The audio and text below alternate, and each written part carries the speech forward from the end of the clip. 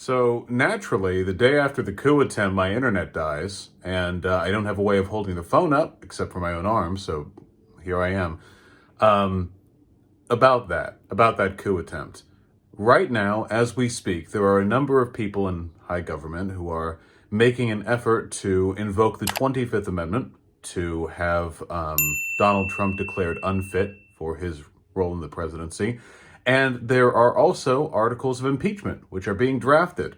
And I am making this video because I want the world to know, it's going to shock you, I know, that I am wholly in favor of any conceivable legal measures being taken to remove Donald Trump from office immediately. Not just Donald Trump, but every person who was complicit in what just happened yesterday at the Capitol building. I want to be really clear about something, okay?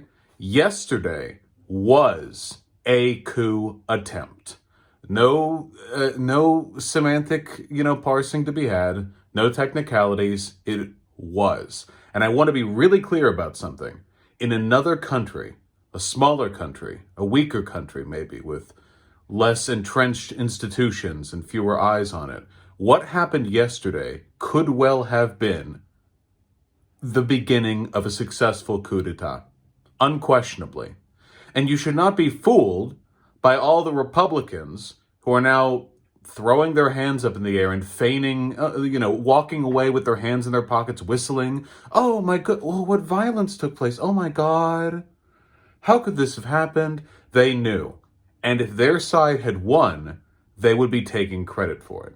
There was something Donald Trump tweeted during the storming of the Capitol. He tweeted out, essentially, all you people there, you're my little pog champs. I love you. You're so beautiful, such special people. Maybe don't do so much violence against all the terrible, horrible people who have stolen the election from us, the people who will control the government and destroy your lives and destroy your family and destroy this country unless they're stopped. Don't do anything about it. Just walk away. But everyone else, remember what happened here. And what this is functionally is taking credit for a terrorist attack. Donald Trump wants all of you to know that given slightly different set of circumstances, maybe the Senate floor was a little bit slower to clear, maybe he had a few more people who were his allies in the Capitol Police or in the military, that this could have been it. I mean, make no mistake, this is the President of the United States instigating and supporting thousands of people storming the Capitol building. They stormed it with weapons. They stormed it with the intent to kill or take hostages of our elected representatives. And again, in another country, a smaller country, a weaker country, this might have worked. This very well could have happened. Right now, Republicans are rushing to ludicrously blame the attack on Antifa. Of course, great. Good thing there's no precedent for far-right political parties to blame domestic insurrections on the left and use that as an excuse to grab power. It very well could have been the case that Donald Trump and his cronies claimed that this was an Antifa attack. They declare martial law to ameliorate the situation, and in doing so, they set in motion the legal framework, or I guess the extra legal framework, for Donald Trump to remain in office past the 20th. We didn't get that this time, but it could have happened, and the fact that it didn't happen, it doesn't mean there wasn't an attempt. And hey, as it turns out, in ethics and in law, the thought counts. Attempted murder is still something you can charge people with. And frankly, as far as I'm concerned, when we're talking about the moral culpability of an individual, an attempted murder really isn't that much better than a murder.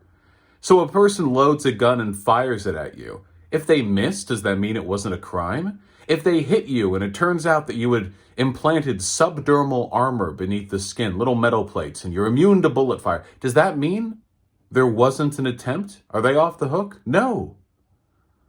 As is the case with many crimes, an attempt is still a problem, and this was an attempt. Do not let conservatives oops, it was a joke their way out of this attempt at an insurrection.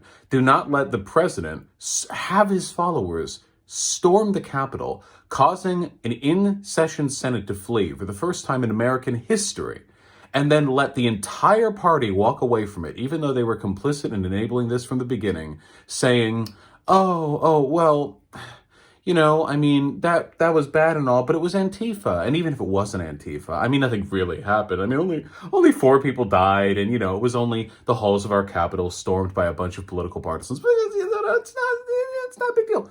Don't let them get away with it, because there is an alternate universe somewhere, Earth fucking 4327, where they succeeded, where through some combination of circumstances, luck, and, fortuitous allies, they succeeded, they took the government. And that's the world they wish they were in right now. The world we're in right now is a terribly embarrassing one for them. They're not happy with this world. That's the reason why so many people are now performatively turning around and condemning Donald Trump. Even people who have been allies with Trump up until this point. If I had my computer and we had the clips, we could look over them, but I don't and I can't, so we can't.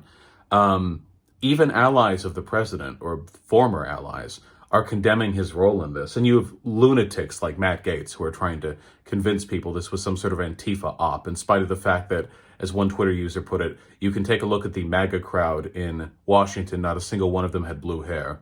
No way that could be Antifa. They're walking away from this because they realized it failed the jigs up. If they were really opposed to anti-democratic insurrectionary activity, they would have condemned Donald Trump months ago.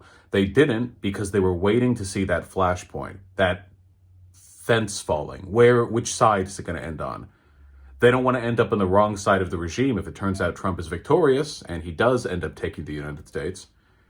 And they don't want to commit too hard to Donald Trump becoming premier of the United States in case it turns out his attempts fail.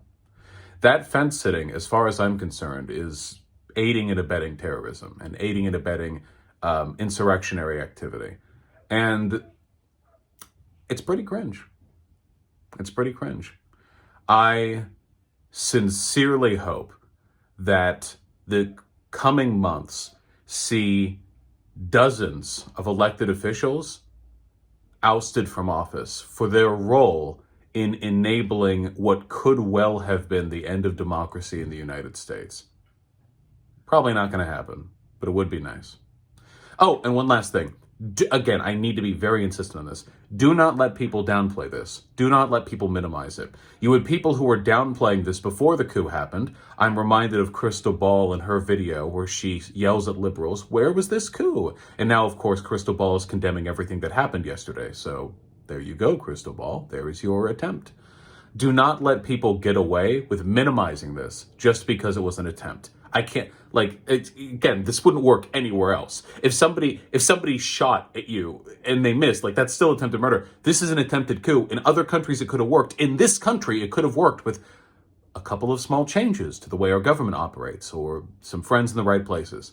Do we really need to wait for our enemies to succeed before we punish them for treason? Is that really the threat? We have to, we actually have to wait until we can't do anything before we can do something.